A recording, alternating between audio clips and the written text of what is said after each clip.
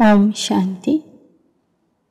ಮುರಳಿಯ ದಿನಾಂಕ 3/7/2025। मीठे बच्चे, इस बेहद नाटक में तुम वंडरफुल एक्टर हो। यह अनादि नाटक है, इसमें कुछ भी बदली नहीं हो सकता। ಮಧುರ ಮಕ್ಕಳೇ, ಈ ಬೇಹದ್ದಿನ ನಾಟಕದಲ್ಲಿ ನೀವು ಅದ್ಭುತ ಪಾತ್ರಧಾರಿಯಾಗಿದ್ದೀರಿ. ಇದು ಅನಾದಿ ನಾಟಕ ಆಗಿದೆ. ಇದರಲ್ಲಿ ಯಾವುದೇ ರೀತಿಯ ಬದಲಾವಣೆ ಆಗೋದಿಲ್ಲ. ಪ್ರಶ್ನೆ: बुद्धिवान दूरादेशी बच्चे ही किस गुह्य राज को समझ सकते हैं? ಬುದ್ಧಿವಂತರು ಮತ್ತು ದೂರದರ್ಶಿ ಮಕ್ಕಳು ಯಾವ ರಹಸ್ಯವನ್ನು ಸರಿಯಾಗಿ ಅರ್ಥ ಮಾಡಿಕೊಳ್ತಾರೆ? उत्तर: मूल वतन से लेकर सारे ड्रामा के आदि मध्य अंत्य का जो गुह्य राज है वह दूरादेशी बच्चे ही समझ सकते हैं। बीज और झाड़ का सारा ज्ञान उनकी बुद्धि में रहता है. ಮೂಲವತನದಿಂದ ಹಿಡಿದು ಇಡೀ ಸೃಷ್ಟಿ ನಾಟಕದ ಆದಿ ಮಧ್ಯ ಅಂತ್ಯದ ಗುಹ್ಯವಾದ ರಹಸ್ಯ ದೂರದರ್ಶಿ ಮಕ್ಕಳಿಗೆ ತಿಳಿದಿರ್ತದೆ. ಬೀಜ ಮತ್ತು ವೃಕ್ಷದ ಸಂಪೂರ್ಣ ಜ್ಞಾನ ಅವರ ಬುದ್ಧಿಯಲ್ಲಿ ಇರ್ತದೆ. वह जानते हैं इस बेहद के नाटक में आत्मा रूपी एक्टर जो यह चोला पहनकर पार्ट बजा रही है, इसे सतयुग से लेकर कलयुग तक पार्ट बजाना है. कोई भी एक्टर बीच में वापिस जा नहीं सकता. ಬುದ್ಧಿವಂತರು ಮತ್ತು ದೂರದರ್ಶಿ ಮಕ್ಕಳಿಗೆ ಸ್ಪಷ್ಟವಾಗಿ ಅರ್ಥ ಆಗಿರ್ತದೆ. ಈ ಬೇಹದ್ದಿನ ನಾಟಕದಲ್ಲಿ ಆತ್ಮ ಯಾವ ದೇಹ ಧರಿಸಿ ಪಾತ್ರ ಮಾಡ್ತಾ ಇದೆಯೋ ಆ ಪಾತ್ರ ಸತ್ಯಯುಗದಿಂದ ಹಿಡಿದು ಕಲಿಯುಗದವರೆಗಿನ ಪಾತ್ರ ಪುನಃ ಪುನಃ ಪುನರಾವರ್ತನೆಯಾಗ್ತದೆ. ಒಮ್ಮೆ ನಾಟಕದಲ್ಲಿ ಬಂದವರು ಮಧ್ಯದಲ್ಲಿ ವಾಪಸ್ ಹೋಗುವಂತೆ ಇಲ್ಲ. ಗೀತ್: तूने रात गंवाई सो के दिन गंवाया खाके. ओम शांति. यह गीत बच्चों ने सुना. अब इसमें कोई अक्षर राइट भी है तो रॉन्ग भी है. ಮನುಷ್ಯ ಇವತ್ತು ರಾತ್ರಿ ಎಲ್ಲ ಮಲಗೋದ್ರಲ್ಲಿ ಕಳೀತಾ ಇದ್ದಾನೆ, ಹಗಲೆಲ್ಲ ಊಟ ಮಾಡೋದ್ರಲ್ಲಿ ಕಳೀತಾ ಇದ್ದಾನೆ. ಈ ಹಾಡಿನಲ್ಲಿ ಕೆಲವು ಅಕ್ಷರಗಳು ಸರಿ ಇವೆ, ಕೆಲವು ಅಕ್ಷರಗಳು ತಪ್ಪಾಗಿವೆ. ಸುಖ ಮೇ ತೋ ಸಿಮಿರನ್ ಕಿಯಾ ನಹಿ ಜಾತಾ, दुख को भी आना जरूर है. दुख हो तब तो सुख देने के लिए बाप को आना पड़े. ಸುಖದಲ್ಲಿ ಯಾರು ಪರಮಾತ್ಮನನ್ನ ನೆನಪು ಮಾಡೋದಿಲ್ಲ. ದುಃಖ ಬಂದಾಗ ಸುಖಕ್ಕಾಗಿ ಪರಮಾತ್ಮನಿಗೆ ನೆನಪು ಮಾಡ್ತಾರೆ. ಆ ಸುಖ ಕೊಡುವುದಕ್ಕಾಗಿಯೇ ತಂದೆ ಬರಬೇಕಾಗ್ತದೆ. मीठे मीठे बच्चों को मालूम है अभी हम सुख धाम के लिए पढ़ रहे. शांति धाम और सुख धाम. पहले मुक्ति फिर होती है जीवन मुक्ति.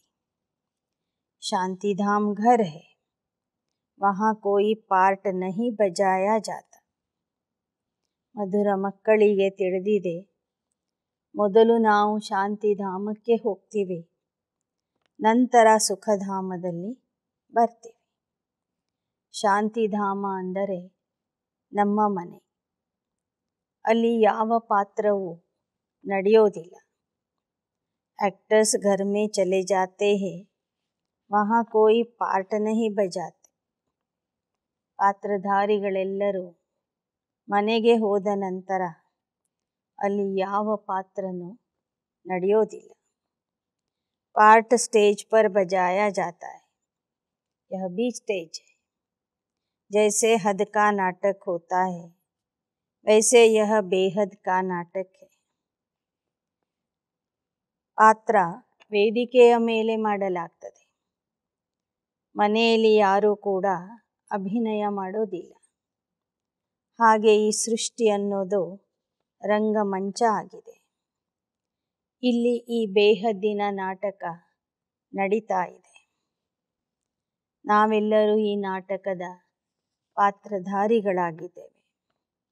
इनके आदि मध्य अंत्य का राज सिवाय बाप के कोई और समझा न सके. वास्तव में यह यात्रा अथवा युद्ध अक्षर सिर्फ समझाने में काम में लाते. ಈ ನಾಟಕದ ಆದಿ ಮಧ್ಯ ಅಂತ್ಯದ ರಹಸ್ಯ ತಂದೆಯ ವಿನಃ ಯಾರೂ ಹೇಳೋದಿಲ್ಲ.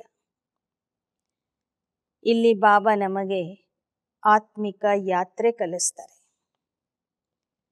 ಈ ಯಾತ್ರೆಗೆ ಯುದ್ಧ ಅಂತಲೂ ಹೇಳಬಹುದು. ಯಾಕೆ ಅಂದರೆ ಈ ಯಾತ್ರೆ ಮಾಡುವಾಗ ಮನೋವಿಕಾರಗಳ ಜೊತೆಗೆ ಮಾಯೆಯ ಜೊತೆಗೆ ಯುದ್ಧ ನಡೀತದೆ. ಬಾಕಿ ಸ್ಥೂಲ ಯುದ್ಧ ಆದಿ ಕುಚ್ ಹೈ ನೈ. ಆದರೆ ಇಲ್ಲಿ ಸ್ಥೂಲವಾದ ಯುದ್ಧ ಇಲ್ಲ, ಕೇವಲ ಆತ್ಮಿಕ ಯುದ್ಧ ಇದೆ. ಯಾತ್ರಾ ಭಿ ಅಕ್ಷರ ಹೈ, ಬಾಕಿ ಹೈ ತೋ ಯಾದ್. ಯಾತ್ರೆ ಅನ್ನೋದು ಕೂಡ ಒಂದು ಅಕ್ಷರ. ಯಾತ್ರೆ ಅಂದ್ರೇ ನೆನಪು ಅಂತ ಹೇಳ್ತಾರೆ ಬಾಬಾ. ಇದಕ್ಕೆ ನೆನಪಿನ ಯಾತ್ರೆ ಅಂತಲೂ ಹೇಳಲಾಗ್ತದೆ. यह यात्रा करते करते पावन बन जाएंगे. यह यात्रा पूरी भी यहाँ ही होगी, कहाँ जाना नहीं. ಈ ಯಾತ್ರೆ ಮಾಡ್ತಾ ಮಾಡ್ತಾ ನಾವು ಪಾವನ ಆಗಿಬಿಡ್ತೀವಿ. ಈ ನೆನಪಿನ ಯಾತ್ರೆ ಅಥವಾ ಬುದ್ಧಿಯ ಯಾತ್ರೆಗೆ ನಾವು ಸ್ಥಳ ಬಿಟ್ಟು ಸ್ಥಳಕ್ಕೆ ಹೋಗಬೇಕಿಲ್ಲ. ಎಲ್ಲಿರ್ತೀವೋ ಅಲ್ಲಿಯೇ ಕುಳಿತು ಈ ಯಾತ್ರೆಯನ್ನು ಮಾಡಬಹುದು. फिर पावन बनकर अपने घर जाना है, अपवित्र तो जा न सके. ಒಂದೇ ಸಲ ಪಾವನ ಆದ ನಂತರ ಪರಮಧಾಮ ಮನೆಗೆ ಹೋಗಬೇಕು. ಅಪವಿತ್ರರು ಯಾರೂ ಹೋಗೋದಿಲ್ಲ. अपने को आत्मा समझना है. मुझ आत्मा में सारे चक्र का पार्ट है. ಬಾಬಾ ಹೇಳ್ತಾರೆ, ಪವಿತ್ರ ಆಗಿನೇ ಪರಮಧಾಮಕ್ಕೆ ಹೋಗಬೇಕು. ಅಪವಿತ್ರ ಆತ್ಮರು ಪರಮಧಾಮಕ್ಕೆ ಶಿಕ್ಷೆ ಅನುಭವಿಸಿ ಹೋಗ್ತಾರೆ. ಅಪವಿತ್ರ ಸಂಸ್ಕಾರ ತೆಗೆದುಕೊಂಡು ಹೋಗೋದಿಲ್ಲ. ಈಗ ಬಾಬಾ ಹೇಳ್ತಾರೆ, ನೀವು ಆತ್ಮ, ನಿಮ್ಮಲ್ಲಿ ಇಡೀ ಚಕ್ರದ ಪಾತ್ರ ಅಡಗಿದೆ. अभी वह पार्ट पूरा हुआ है. बाप राय देते हैं, बहुत सहज मुझे याद करो. ಬಾಬಾ ಮಕ್ಕಳಿಗೆಲ್ಲ ಸಲಹೆ ಕೊಡ್ತಾರೆ, ಮಕ್ಕಳೇ, ಪಾವನ ಆಗಬೇಕಾದ್ರೆ ಕೇವಲ ನನ್ನೊಬ್ಬನನ್ನೇ ನೆನಪು ಮಾಡ್ರಿ. ಬಾಕಿ बैठे तो यहाँ ही हो, कहाँ जाते नहीं.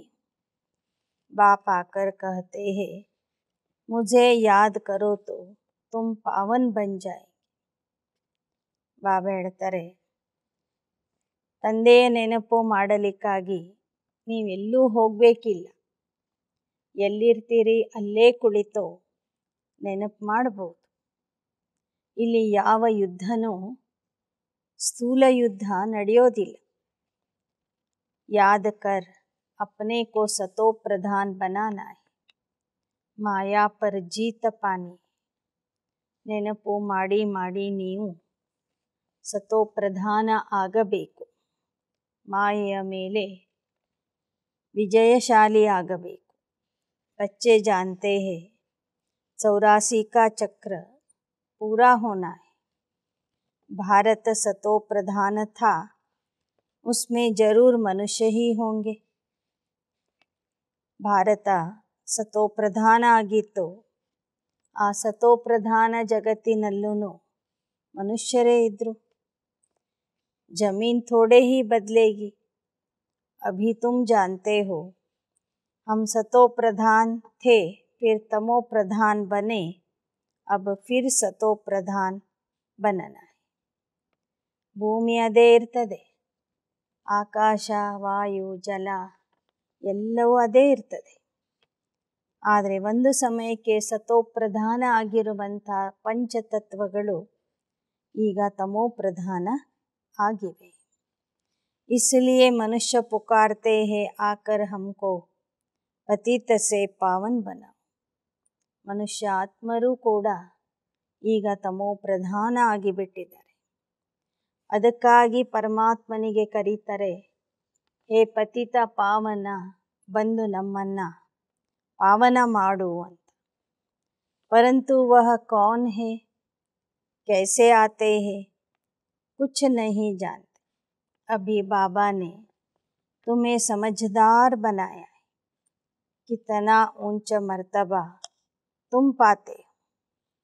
ಆದರೆ ಪರಮಾತ್ಮ ಬಂದು ಹೇಗೆ ನಮ್ಮನ್ನು ಪತಿತರಿಂದ ಪಾವನ ಮಾಡ್ತಾನೆ ಅನ್ನೋದು ಯಾರಿಗೂ ಗೊತ್ತಿಲ್ಲ.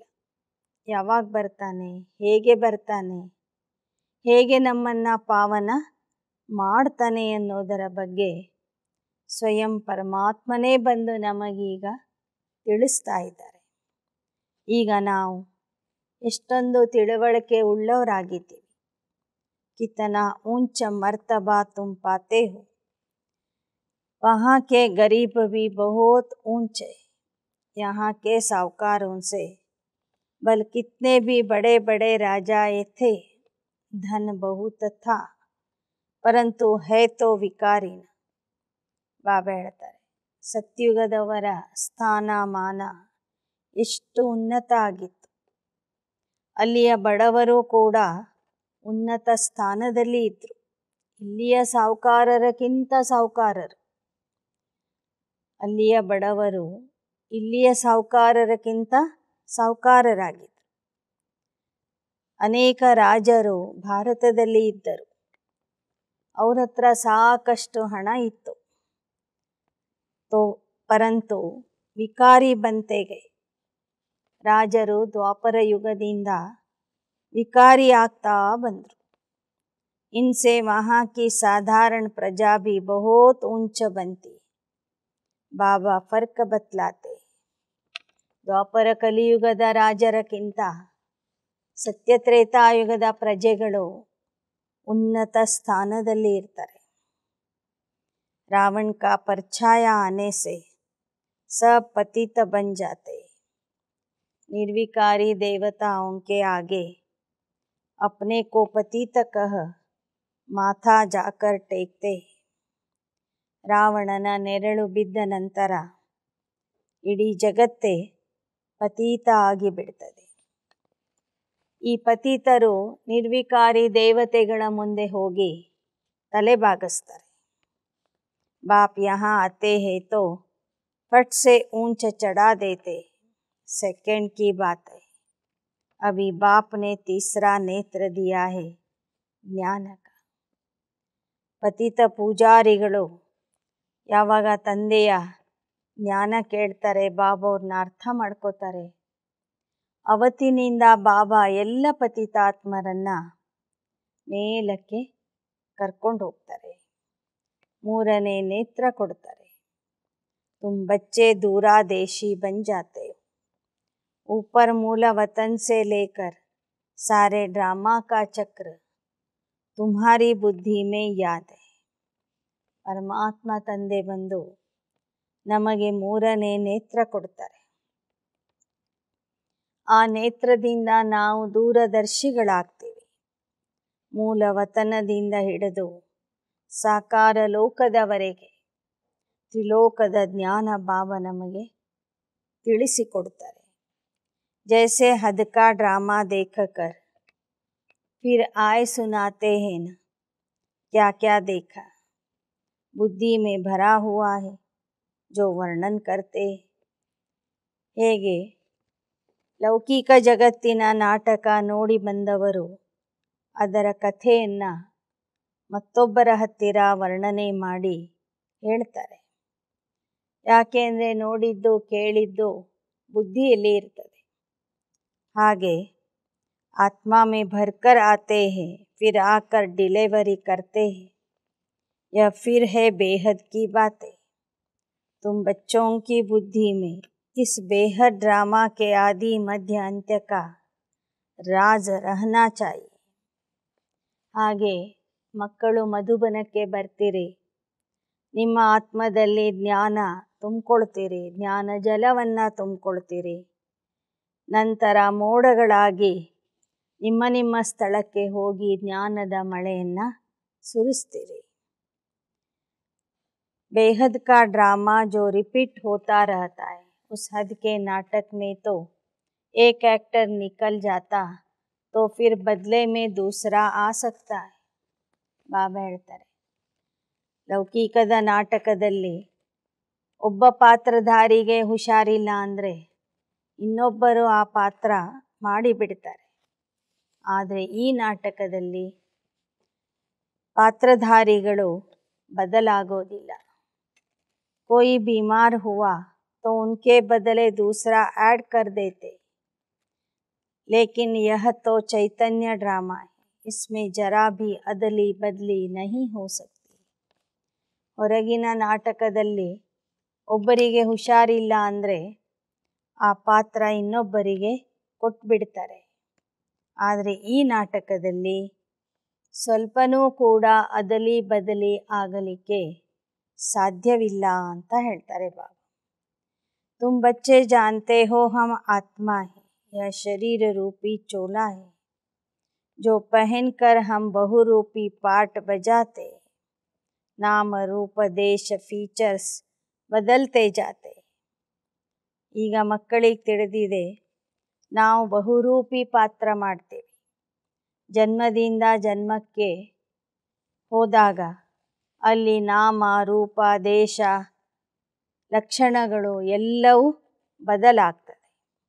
एक्टर्स को अपनी एक्ट का तो मालूम होता है ना. बाप बच्चों को यह चक्र का राज तो समझाते हैं. ಪಾತ್ರಧಾರಿಗಳಿಗೆ ಅವರ ಪಾತ್ರ ಏನು ಅನ್ನೋದು ಗೊತ್ತಿರ್ತದೆ. ಆದರೆ ಈ ಸೃಷ್ಟಿ ನಾಟಕದಲ್ಲಿ ಪಾತ್ರಧಾರಿಗಳಿಗೆ ತಮ್ಮ ಪಾತ್ರದ ಬಗ್ಗೆನೇ ಗೊತ್ತಿಲ್ಲ ಅಂತ ಹೇಳ್ತಾರೆ ಬಾಬಾ. सतयुग से लेकर कलयुग तक आते, फिर जाते हैं, फिर नए सिर आकर पाठ बजाते. इनकी डिटेल समझाने में टाइम लगता है. ಬಾಬಾ ಹೇಳ್ತಾರೆ, ಸತ್ಯುಗದಿಂದ ಬಂದವರು ಕಲಿಯುಗದವರೆಗೂ ಬಂದು ಪಾತ್ರ ಮಾಡ್ತಾರೆ. ಇದರ ವಿಸ್ತಾರ ಹೇಳಲಿಕ್ಕೆ ಸಮಯ ಬೇಕಾಗ್ತದೆ. बीज में भल नॉलेज है, फिर भी समझाने में टाइम तो लगता है ना. ಬೀಜ ಪರಮಾತ್ಮನಲ್ಲಿ ಇಡೀ ವೃಕ್ಷದ ಜ್ಞಾನ ಇದೆ, ಆದರೆ ಅದನ್ನು ಹೇಳೋದಕ್ಕೆ ಸಮಯ ಬೇಕಾಗ್ತದೆ. इस बीज के ऊपर और कोई नहीं. इस वृक्ष का बीज ऊपर में इनकी उत्पत्ति पालना और संहार कैसे होता, इसलिए त्रिमूर्ति भी दिखाया है. ಬೀಜದಕ್ಕಿಂತ ಮೇಲೆ ಯಾವುದೂ ಇಲ್ಲ. ಬೀಜನೇ ಈ ಮಾನವರ ವಂಶ ವೃಕ್ಷದ ಮೇಲೆ ಇದೆ. ಆ ಬೀಜದಿಂದ ಜಗತ್ತಿನ ಉತ್ಪತ್ತಿ ಪಾಲನೆ ಸಂಹಾರ ಹೇಗೆ ಆಗ್ತದೆ ಅನ್ನೋದು ತ್ರಿಮೂರ್ತಿಯ ಚಿತ್ರದ ಮೂಲಕ ಹೇಳಬಹುದು. ಯಾ ಸಮझानी बाप देते, और कोई भी मनुष्य दे न सके। जब यहाँ आए तब पता पड़े, इसलिए तुम सबको कहते हो यहाँ आकर समझो। कोई बहुत कट्टर होते हैं तो कहते हैं हमको कुछ सुनना नहीं। ಬಾಬಾನೇ ಬಂದು ಎಲ್ಲ ಜ್ಞಾನ ತಿಳಿಸಿಕೊಡ್ತಾರೆ. ನೀವು ಅನೇಕರಿಗೆ ಕರೀತೀರಿ ಜ್ಞಾನ ಕೇಳಲಿಕ್ಕೆ ಬನ್ನಿ ಅಂತ. ಆದರೆ ಕೆಲವರು ಹೇಳ್ತಾರೆ ನಮಗೇನು ಬೇಕಿಲ್ಲ, ನಾವೇನನ್ನು ಕೇಳೋದಿಲ್ಲ ಅಂತೇಳಿ. कोई फिर सुनते भी है, कोई लिटरेचर लेते, कोई नहीं लेते. तुम्हारी बुद्धि अभी कितनी विशाल दूरदर्शी हो गई है. ಬಾಬಾ ಹೇಳ್ತಾರೆ ಕೆಲವರು ಜ್ಞಾನ ಕೇಳ್ತಾರೆ, ಕೆಲವರು ಕೇಳೋದಿಲ್ಲ. ಯಾರು ಕೇಳಿ ಅರ್ಥ ಮಾಡ್ಕೋತಾರೋ ಅವರ ಬುದ್ಧಿ ವಿಶಾಲ ಮತ್ತು दूरदर्शी बुद्धि ಆಗ್ತದೆ. तीनों लोगों को तुम जानते हो. मूल वतन जिसको निराकारी दुनिया कहा जाता है, बाकी सूक्ष्म वतन का कुछ भी है नहीं. ಬಾಬಾ ಹೇಳ್ತಾರೆ ಮೂಲ ವತನ ಅಥವಾ ನಿರಾಕಾರಿ ಲೋಕದ ಬಗ್ಗೆ ನಿಮಗೆ ಮಾತ್ರ ಗೊತ್ತಿದೆ, ಇನ್ನು ಸೂಕ್ಷ್ಮ ವತನದಲ್ಲಿ ಏನೂ ಇಲ್ಲ ಅಂತ ಹೇಳ್ತಾರೆ. कनेक्शन सारा है मूल वतन और स्थूल वतन से. बाकी सूक्ष्म वतन तो थोड़ा टाइम के लिए. ಪಾತ್ರಧಾರಿಗಳ ಸಂಬಂಧ ಮೂಲವತನ ಮನೆ ಮತ್ತು ಸ್ಥೂಲವತನ ರಂಗಮಂಚದ ಜೊತೆಗಿದೆ. ಸೂಕ್ಷ್ಮವತನದ ಕೆಲಸ ಸ್ವಲ್ಪ ಸಮಯಕ್ಕಾಗಿ ಮಾತ್ರ ನಡೀತದೆ. बाकी आत्माएं सब ऊपर से यहाँ आती है पार्ट बजाने. यह झाड़ सब धर्मों का नंबरवार है. ಎಲ್ಲ ಆತ್ಮರು ಮೇಲಿನಿಂದ ಕೆಳಗೆ ಬರ್ತಾರೆ ಪಾತ್ರ ಅಭಿನಯಿಸ್ಲಿಕ್ಕೆ. ಈ ವೃಕ್ಷದಲ್ಲಿ ಎಲ್ಲ ಧರ್ಮದವರು ನಂಬರ್ವಾರ್ ಆಗಿ ಬರ್ತಾ ಹೋಗ್ತಾರೆ. यह है मनुष्यों का झाड़ और बिल्कुल एक्यूरेट है. कुछ भी आगे पीछे हो न सके, न आत्माएं और कोई जगह बैठ सकती. ಇದು ಮನುಷ್ಯರ ವೃಕ್ಷ. ಇದರಲ್ಲಿ ಪ್ರತಿಯೊಬ್ಬರ ಪಾತ್ರ ಪರಿಪೂರ್ಣ ಆಗಿದೆ. ಯಾರು ಹಿಂದೆ ಮುಂದೆ ಹೋಗೋದಿಲ್ಲ, ಬರೋದಿಲ್ಲ. आत्माएं ब्रह्म महातत्व में खड़ी होती जैसे स्टार्स आकाश में खड़े हैं. यह स्टार्स तो दूर दूर से छोटे छोटे देखने में आते हैं तो बड़े. ಹೇಗೆ ನಕ್ಷತ್ರಗಳು ಆಕಾಶದಲ್ಲಿ ನಿಂತಿವೆ, ಹಾಗೆ ಆತ್ಮರು ನಾವು ಪರಮಧಾಮದಲ್ಲಿ ನಿರಾಧಾರವಾಗಿ ನಿಂತಿರ್ತೇವೆ. लेकिन आत्मा तो छोटी बड़ी होती नहीं, न विनाश को पाती. ನಕ್ಷತ್ರಗಳ ಆಕಾರದಲ್ಲಿ ವ್ಯತ್ಯಾಸ ಇರ್ತದೆ, ಆದರೆ ಆತ್ಮರು ಎಲ್ಲರೂ ಒಂದೇ ಸಮಾನವಾಗಿ ಇದ್ದೀವಿ. ಆತ್ಮ ಚಿಕ್ಕದು ದೊಡ್ಡದು ಇರೋದಿಲ್ಲ ಅಥವಾ ಸಂಪೂರ್ಣ ವಿನಾಶನೂ ಆಗೋದಿಲ್ಲ. तुम गोल्डन एज में जाते हो, फिर आयरन एज में आते हो. बच्चे जानते हैं हम गोल्डन एज में थे, अब आयरन एज में आ गए. कोई ವ್ಯಾಲ್ಯೂ नहीं रही. ನಾವು ಸುವರ್ಣ ಯುಗದಲ್ಲಿ ಇದ್ದಂಥವರು ಈಗ ಕಬ್ಬಿಣದ ಯುಗದಲ್ಲಿ ಬಂದಿದ್ದೇವೆ. ನಮಗೆ ಈಗ ಯಾವ ಬೆಲೆನೂ ಉಳಿದಿಲ್ಲ. बल माया की चमक कितनी भी है, परंतु यह है रावण की गोल्डन एज, वह है ಈಶ್ವರಿಯ ಗೋಲ್ಡನ್ ಏಜ್. ಕಲಿಯುಗದಲ್ಲಿ ಮಾಯೆಯ ವೈಭವ ಸಾಕಷ್ಟು ಕಾಣಿಸ್ತಾ ಇದೆ, ಆದರೆ ಇದು ರಾವಣನ ಸುವರ್ಣ ಯುಗ. ಮುಂದೆ ಬರುವಂಥದ್ದು ಈಶ್ವರನ ಸುವರ್ಣ ಯುಗ ಅಂತ ಹೇಳ್ತಾರೆ ಬಾಬಾ. मनुष्य कहते 6-7 वर्षों में इतना अनाज होगा जो बात मत पूछो. देखो उनका प्लान क्या है और तुम बच्चों का प्लान क्या है. 6-7 ವರ್ಷಗಳಲ್ಲಿ ಸಾಕಷ್ಟು ದವಸ ಧಾನ್ಯಗಳನ್ನು ಉತ್ಪತ್ತಿ ಮಾಡ್ತೇವೆ ಅಂತ ಸರ್ಕಾರ ಹೇಳ್ತಾನೆ ಇರ್ತದೆ. ಆದರೆ ಅವರು ಮಾಡಿದ ಎಲ್ಲ ಯೋಜನೆಗಳು ಯಶಸ್ವಿ ಆಗೋದಿಲ್ಲ. ಅವರ ಯೋಜನೆಗಳೇ ಬೇರೆ, ನಿಮ್ಮ ಯೋಜನೆಗಳೇ ಬೇರೆ. ಬಾಪ್ ಕಹತೆ ಮೇರಾ ಪ್ಲ್ಯಾನ್ ಹೇ ಪುರಾನಿ ಕೋ ನಯಾ ಬನಾ. ಬಾಬಾ ಹೇಳ್ತಾರೆ, ನನ್ನ ಯೋಜನೆ ಯಾವುದು ಅಂದರೆ ಹಳೆ ಜಗತ್ತನ್ನು ಹೊಸ ಜಗತ್ತನ್ನಾಗಿ ಮಾಡುವುದು. तुम्हारा एक ही प्लान है. बाप की श्रीमत से हम अपना वर्षा ले रहे. ಬಾಬಾ ರಾಸ್ತಾ ಬತಾತೆ. ನಿಮ್ಮದು ಒಂದೇ ಒಂದು ಯೋಜನೆ ಆಗಿದೆ. ತಂದೆಯ ಶ್ರೀಮತದಿಂದ ನಾವು ನಮ್ಮ ಸ್ವರ್ಣಿಮ ರಾಜ್ಯವನ್ನು ಕಟ್ತಾ ಇದ್ದೇವೆ. ಸ್ವರ್ಗದ ಆಸ್ತಿಯನ್ನು ಪಡಿತಾ ಇದ್ದೇವೆ. ಬಾಬಾ ರಾಸ್ತಾ ಬತಾತೆ ಹೇ, ಶ್ರೀಮತ್ ದೇತೆ ಹೇ, ಯಾದ ಮೇ ರಹನೆ ಕಿ ಮತ್ ದೇತೆ. ಆ ಸುವರ್ಣ ಯುಗದ ಸ್ಥಾಪನೆಗಾಗಿ ದಾರಿ ಯಾವುದು, ಶ್ರೀಮತ ಯಾವುದು, ಯಾವ ಶಕ್ತಿಯಿಂದ ನೀವು ಅದನ್ನು ಕಟ್ತೀರಿ ಅನ್ನೋದರ ಬಗ್ಗೆನೂ ಬಾಬಾನೇ ನಮಗೆ ತಿಳಿಸಿಕೊಡ್ತಾರೆ. ನೆನಪಿನಲ್ಲಿ ಇರುವುದರಿಂದ ನಿಮಗೆ ಆ ಶಕ್ತಿ ದೊರೀತದೆ. ಸಂಸ್ಕೃತ ಅಕ್ಷರ ತೋ ಬಾಪ್ ನಹೀ ಬೋಲ್ತೆ, ಬಾಪ್ ತೋ ಹಿಂದಿ ಮೇ ಹಿ ಸಮझाते रहते. ಸಂಸ್ಕೃತ ಅಕ್ಷರ ಅಂತೂ ಬಾಬವರು ಮಾತಾಡೋದಿಲ್ಲ. ಹೀಗಾಗಿ ಬಾಬಾ ಹಿಂದಿ ಭಾಷೆಯಲ್ಲಿನೇ ಈ ಜ್ಞಾನ ತಿಳಿಸಿಕೊಡ್ತಾರೆ. ಭಾಷಾಯೇ ಢೇರ್ ಹೈ, ಇಂಟರ್ಪ್ರೆಟರ್ भी होते हैं जो सुनकर फिर सुनाते. ಈಗ ಪ್ರಪಂಚದಲ್ಲಿ ಅನೇಕ ಭಾಷೆಗಳಿವೆ.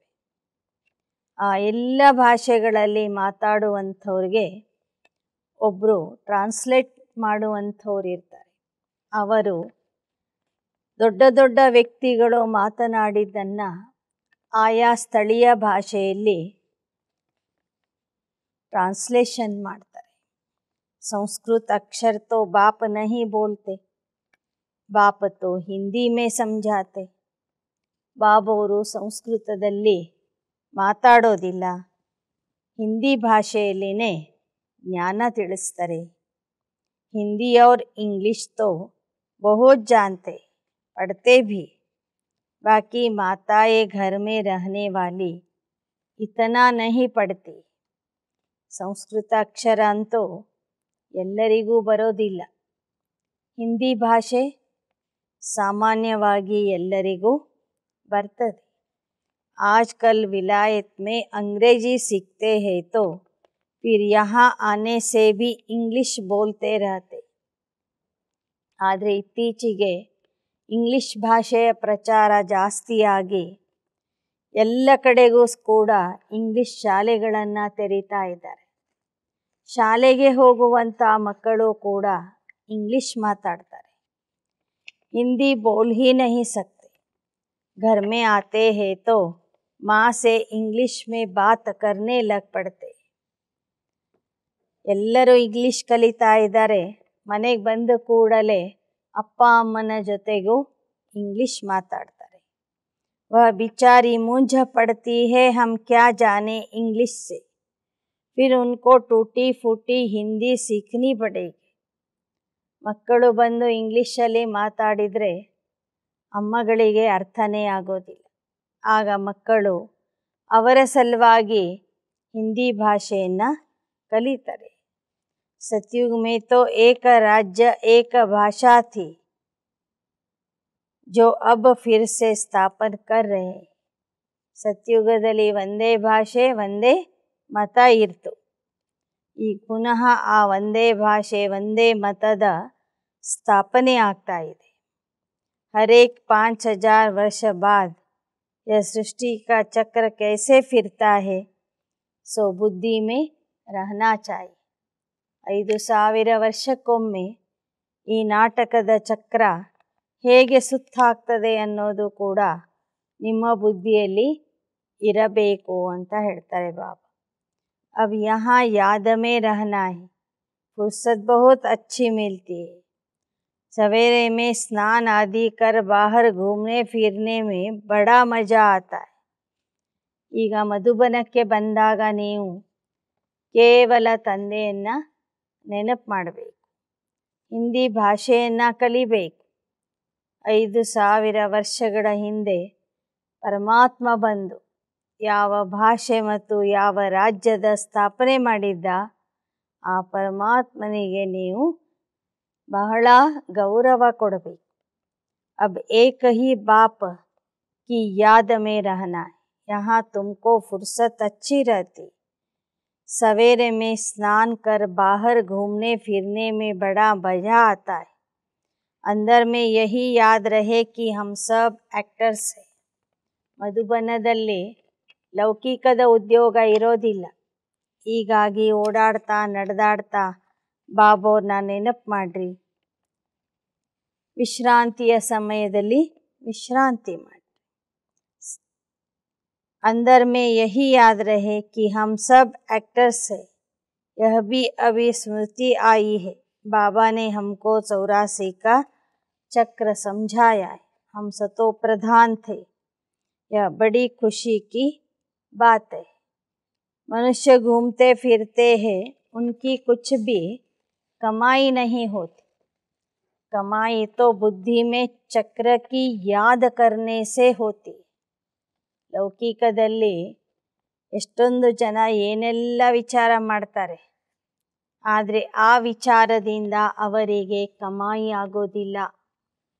ಬುದ್ಧಿಯಲ್ಲಿ ಸ್ವದರ್ಶನ ಚಕ್ರ ತಿರುಗಿಸೋದ್ರಿಂದ, ಬಾಬೋನ ನೆನಪು ಮಾಡೋದ್ರಿಂದ ನಿಮಗೆ ಸಾಕಷ್ಟು ಕಮಾಯಿ ಆಗ್ತದೆ. जो बच्चे ज्ञान का विचार सागर मंथन नहीं करते, उनकी बुद्धि में माया खिटखिट करती, उन्हें ही तंग करती. ಯಾರ ಬುದ್ಧಿಯಲ್ಲಿ ಜ್ಞಾನಸಾಗರ ತಂದೆಯ ಜ್ಞಾನ ಇರೋದಿಲ್ಲ ಮತ್ತು ಯಾವ ಮಕ್ಕಳು ಆ ಜ್ಞಾನದ ಮಂಥನ ಮಾಡೋದಿಲ್ಲ, ಅವರಿಗೆ ಮಾಯೆ ಬಹಳಷ್ಟು ಕಾಡಿಸ್ತದೆ. मंदिर में यह विचार करो, हमने यह चक्र कैसे लगाया. ಮಂದಿರಕ್ಕೆ ಹೋದಾಗ ವಿಚಾರ ಮಾಡ್ರಿ, ನಾವು ಈ ಚಕ್ರದಲ್ಲಿ ಹೇಗೆ ಸುತ್ತ ಹಾಕ್ಕೊಂಡು ಬಂದಿದ್ದೇವೆ ಅಂತ. बाबा ने कहा है, मुझे याद करो तो सतो प्रधान बन जाए. चलते फिरते बुद्धि में याद रहे तो माया की खिटखिट समाप्त हो जाए. ಓಡಾಡ್ತಾ ನಡೆದಾಡ್ತಾ ಬುದ್ಧಿಯಲ್ಲಿ ಬಾಬನ ನೆನಪು ಮತ್ತು ಸ್ವದರ್ಶನ ಚಕ್ರದ ನೆನಪಿತ್ತಂದರೆ ಬಾಬಾ ಹೇಳ್ತಾರೆ, ಮಾಯೆಯ ಕಿರಿಕಿರಿ ಸಮಾಪ್ತಿ ಆಗ್ತದೆ. ತುಮಾರ ಬಹುತ್ ಫಾಯ್ದಾ ಹೋಗ, ನಿಮಗೆ ಬಹಳ ಬಹಳ ಲಾಭ ಆಗ್ತದೆ. फल स्त्री पुरुष साथ जाते हो, हरे को अपने सिर मेहनत करनी है अपना ऊंच पद पाने के लिए. ಭಲೆ ಸತಿಪತಿ ಇಬ್ಬರೂ ಕ್ಲಾಸಿಗೆ ಬರ್ತಾರೆ, ಆದರೆ ಅವರ ಪುರುಷಾರ್ಥ ಅವರೇ ಮಾಡಬೇಕು. अकेले में जाने से तो बहुत ही मजा है, अपनी ही धुन में रहेंगे. ಒಬ್ಬೊಬ್ಬರೇ ಕ್ಲಾಸಿಗೆ ಹೋಗೋದ್ರಲ್ಲಿ, ಏಕಾಂತದಲ್ಲಿ ಕೂಡೋದ್ರಲ್ಲಿ ಮತ್ತು ಒಬ್ಬೊಬ್ಬರೇ ನಡ್ಕೊಂಡು ಹೋಗೋದ್ರಲ್ಲಿ ಬಹಳ ಮಜಾ ಇರ್ತದೆ ಅಂತ ಹೇಳ್ತಾರೆ. ಯಾರು ಅಕ್ಕಪಕ್ಕ ಮಾತಾಡಲಿಕ್ಕೂ ಇರೋದಿಲ್ಲ. ನಿಮ್ಮದೇ ಆದಂತಹ ವಿಚಾರಗಳಲ್ಲಿ ವಿಚಾರ ಮಾಡ್ತಾ ನೀವು ಸೇವಾ ಕೇಂದ್ರಕ್ಕೆ ಹೋಗ್ತೀರಿ. दूसरा साथ में होगा तो ಬುದ್ಧಿ ಇದರ್ ಉದರ್ ಜಾಯೇಗಿ.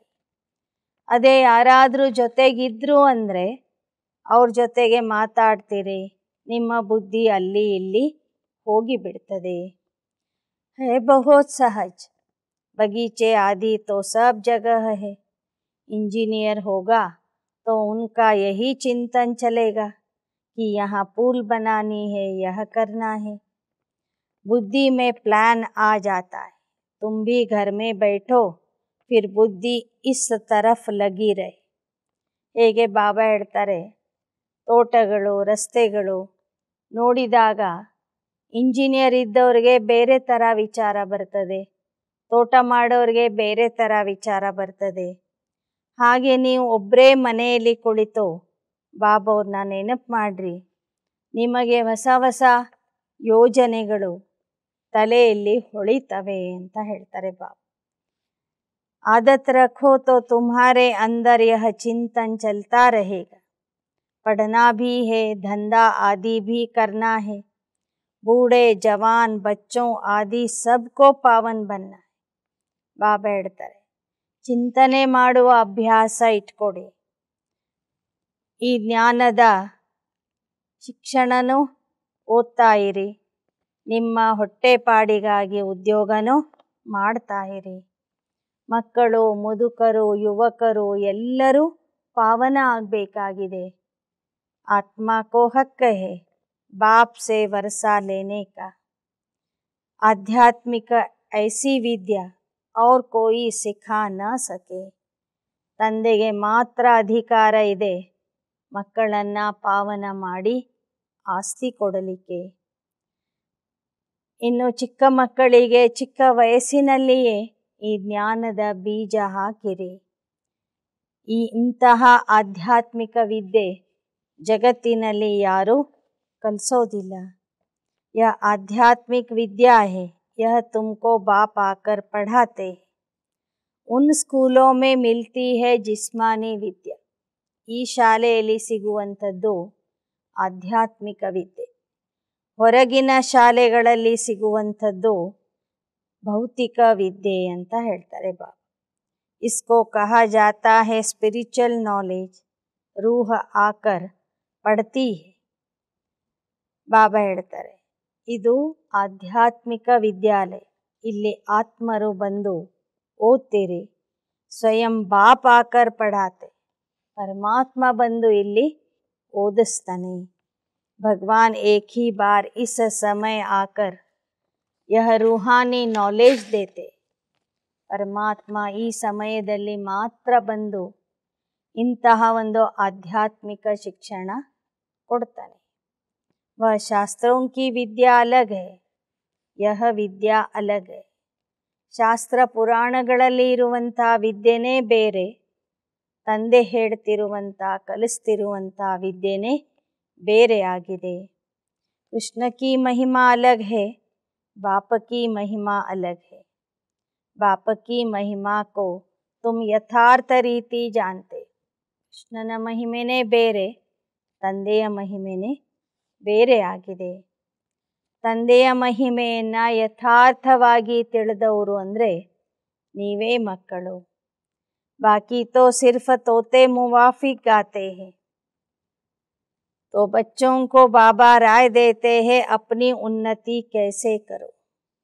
ಬಾಬಾ ಹೇಳ್ತಾರೆ, ಪರಮಾತ್ಮನ ಯಥಾರ್ಥ ಮಹಿಮೆ ನಿಮಗೆ ಮಾತ್ರ ಗೊತ್ತಿದೆ. ಉಳಿದವರೆಲ್ಲ ಗಿಳಿ ಪಾಠದ ರೂಪದಲ್ಲಿ ಪರಮಾತ್ಮನ ಮಹಿಮೆ ಮಾಡ್ತಾರೆ. बाबा राय देते अपनी उन्नति कैसे करो. पुरुषार्थ करते रहेंगे तो फिर पक्का होता जाएगा. फिर ऑफिस में काम करते समय भी स्मृति रहेगी. ಎಷ್ಟೆಷ್ಟು ಪುರುಷಾರ್ಥ ಮಾಡ್ತೀರಿ ಅಷ್ಟೇ ನಿಮ್ಮ ಉನ್ನತಿ ಆಗ್ತದೆ. ನೀವು ಆಫೀಸಲ್ಲಿ ಕೆಲಸ ಮಾಡ್ತಿದ್ರೂ ಆಗ ನಿಮಗೆ ईश्वरನ स्मृति बरतದೆ. अभी बाप यथार्थ रीति बैठ समझाते हैं कि पहले पहले यह भारत ही था, सिर्फ आदि सनातन देवता धर्म था. अब फिर से तुमको पवित्र बनना है, देवता बनना है. ಬಾಬಾ ಇತಿಹಾಸ ಹೇಳಿಕೊಡ್ತಾರೆ. ಮೊದಲು ಭಾರತ ಒಂದೇ ಇತ್ತು. ಭಾರತದಲ್ಲಿ ಆದಿ ಸನಾತನ देवता धर्म इतो. भक्ति जास्ती नहीं की होगी तो आएंगे नहीं. समझ जाएंगे यह इतना उठाने वाला नहीं. समझ तो सकते हैं न. बहुत मेहनत करते फिर भी कोई विरले निकलते, लेकिन थकना नहीं. ಯಾರು ಜಾಸ್ತಿ ಭಕ್ತಿ ಮಾಡಿರ್ತಾರೆ ಅವರು ಮೊದಲು ಜ್ಞಾನಕ್ಕೆ ಬರ್ತಾರೆ. ಯಾರು ಜಾಸ್ತಿ ಭಕ್ತಿ ಮಾಡಿರೋದಿಲ್ಲ ಅವರು ಬರೋದಿಲ್ಲ, ತಡವಾಗಿ ಬರ್ತಾರೆ. ಹೆಚ್ಚಿನ ಜ್ಞಾನ ಅವರು ತಿಳ್ಕೊಳ್ಳೋದಿಲ್ಲ. ಆದರೆ ಬಾಬಾ ಅವ್ರ ಮಕ್ಕಳನ್ನು ಹುಡುಕೋದಕ್ಕಾಗಿ ನಾವು ಪರಿಶ್ರಮ ಅಂತೂ ಪಡಲೇಬೇಕು. मेहनत बिगर कुछ मिलता थोड़े ही है, ಪ್ರಜಾ ತೋ ಬಂತಿ रहेगी. ಪರಿಶ್ರಮ ಇಲ್ಲದೆ ಏನು ಸಿಗೋದಿಲ್ಲ, ಪ್ರಜೆಗಳು ಕೂಡ ತಯಾರಾಗೋದಿಲ್ಲ ಅಂತ ಹೇಳ್ತಾರೆ ಬಾಬಾ. सवेरे सवेरे स्नान आदि कर एकांत में जाकर चक्र लगाओ या बैठ जाओ. तंदुरुस्ती के लिए पैदल करना भी अच्छा है. ಬೆಳಗ್ಗೆ ಬೆಳಗ್ಗೆ ಎದ್ದು ಬಾಬಾವನ್ನ ನೆನಪು ಮಾಡ್ತಾ ಕೂತ್ಕೊಳ್ಳಿ ಅಥವಾ ಸ್ವಲ್ಪ ಓಡಾಡ್ರಿ ಅಂತ ಹೇಳ್ತಾರೆ ಬಾಬಾ. ನಡ್ಕೊಂಡೇ ಕ್ಲಾಸಿಗೆ ಬರುವುದು ಬಹಳ ಒಳ್ಳೆಯದು. ಆರೋಗ್ಯದ ದೃಷ್ಟಿಯಿಂದ ವಾಕ್ ಮಾಡಬೇಕು ಅಂತಲೂ ಬಾಬಾ ಹೇಳ್ತಾರೆ. ಬಾಬಾ ಭಿ ಯಾದ್ ಪಡೇಗಾ, ಡ್ರಾಮಾ ಭಿ ಯಾದ್ ಪಡೇಗಾ. ಬಾಬಾವನ್ನ ನೆನಪು ಮಾಡ್ತಾ ನಡ್ಕೊಂಡು ಬನ್ನಿ, ತಂದೆ ನೆನಪು ಬರ್ತದೆ, ನಾಟಕದ ನೆನಪು ಬರ್ತದೆ. ಬಾಬಾ ಕಾ देखा हुआ है, सारी जीवन कहानी लिखते हैं. आज इतने बजे उठा फिर यह किया. समझते हैं पिछाड़ी वाले पढ़कर सीखेंगे. बड़े बड़े मनुष्यों की बायोग्राफी पढ़ते हैं ना. ಹಳೆ ಕಾಲದಲ್ಲಿ ಕೆಲವರು ತಮ್ಮ ಆತ್ಮಚರಿತ್ರೆಯನ್ನು ತಾವೇ ಬರೆದಿಡ್ತಿದ್ರು. ಮುಂದಿನ ಪೀಳಿಗೆಯವರು ಅದರಿಂದ ಏನಾದರೂ ಕಲೀಲಿ ಎಂಬ ದೃಷ್ಟಿಯಿಂದ ಆತ್ಮಚರಿತ್ರೆಯನ್ನು ಬರಿತಾ ಇದ್ರು. अब तुम बच्चों को पुरुषार्थ कर सतो प्रधान बनना है. सतो प्रधान दुनिया का फिर से राज्य लेना है. वह है ही नई दुनिया. नए धर्म के लिए बाप नई नॉलेज समझाते हैं. इसलिए मीठे मीठे बच्चों को फिर भी समझाते हैं पुरुषार्थ करो. वहाँ अमर लोक में ऐसी मृत्यु कब होती नहीं. यहाँ तो बैठे बैठे कैसे मर जाते हैं.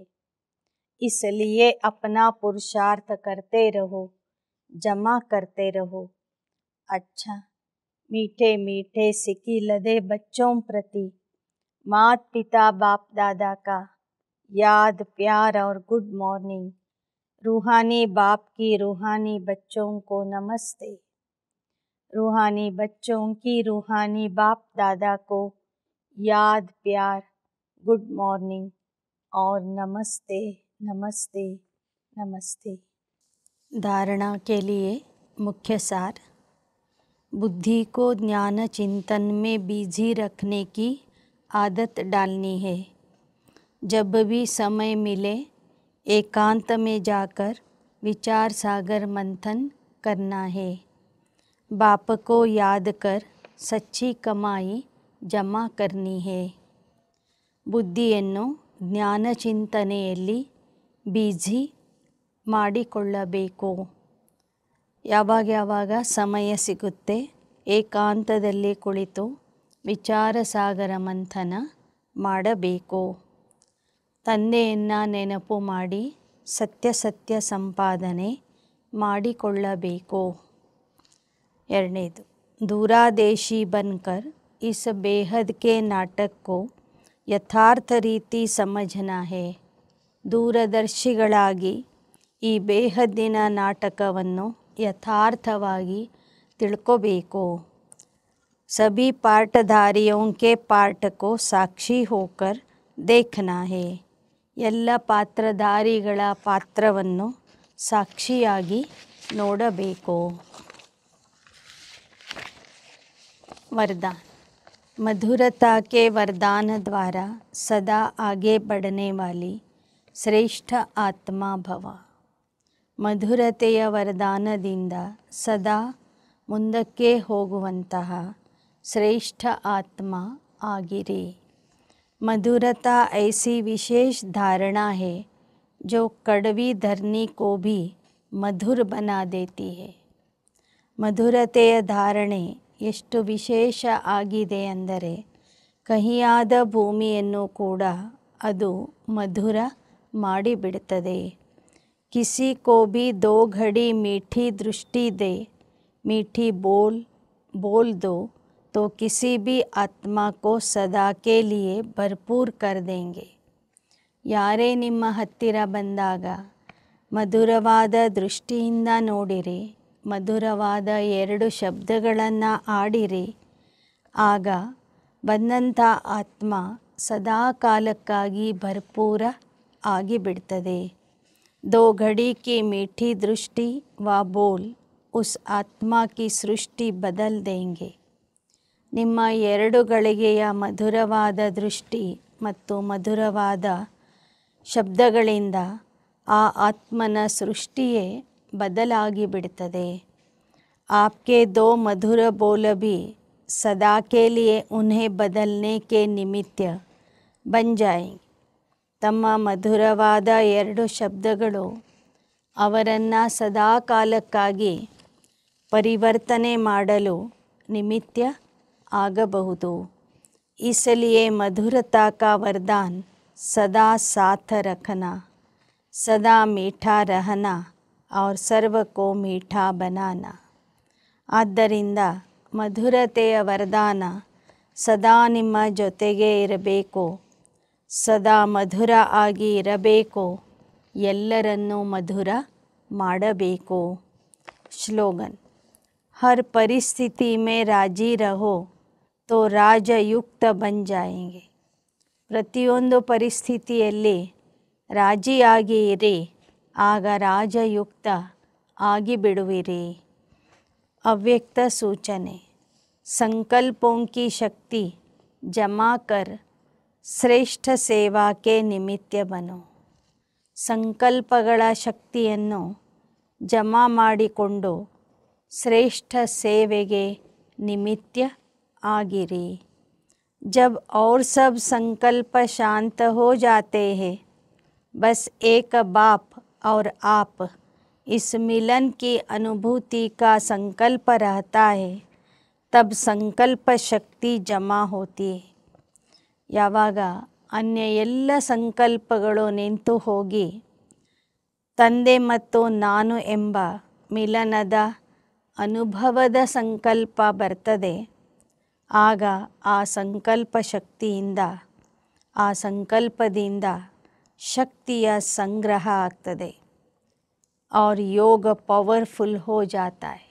ಮತ್ತು ನಾವು ಮಾಡುವ ಯೋಗ ಶಕ್ತಿಶಾಲಿ ಯೋಗ ಆಗಿಬಿಡ್ತದೆ.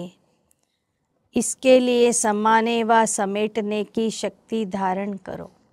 ಅದಕ್ಕಾಗಿ ಸಮಾವೇಶ ಮಾಡಿಕೊಳ್ಳುವಂಥ ಶಕ್ತಿಯನ್ನು ಧಾರಣೆ ಮಾಡಿಕೊಳ್ಳಿರಿ, ಅಳವಡಿಸಿಕೊಳ್ಳುವಂಥ ಶಕ್ತಿಯನ್ನು ಧಾರಣೆ ಮಾಡಿಕೊಳ್ಳಿರಿ.